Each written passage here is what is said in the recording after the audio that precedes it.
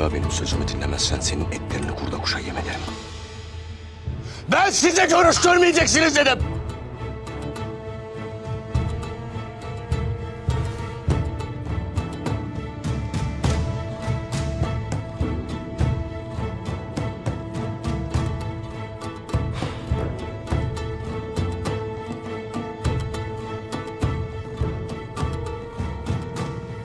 Ertuğrul ve alplerinin en ufak hatasında tepelerine bineceksiniz.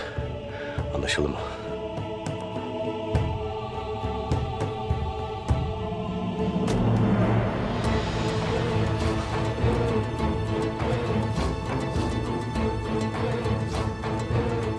Al.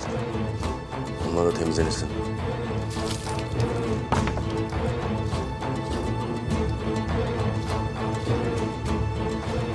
Ahmak.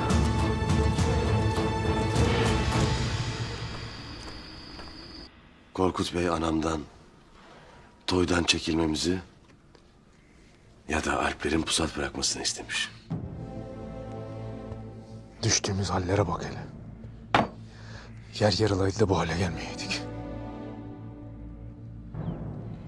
Kafandan ne geçer beyim? Oyunu oyunla bozacağız.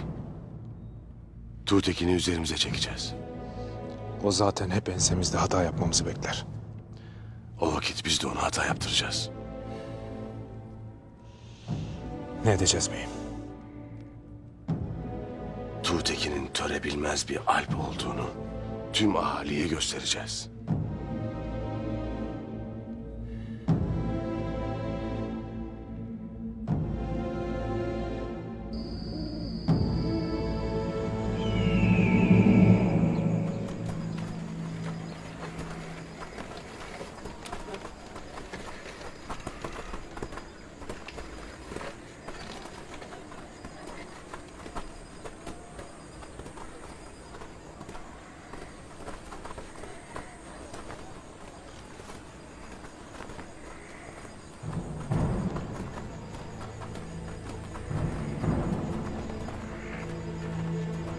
Hainliğiniz yetmedi, şimdi de bize kafa mı tutarsınız siz?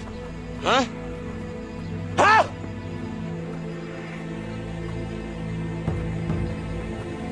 Bu bayrak buraya dikilmeyecek!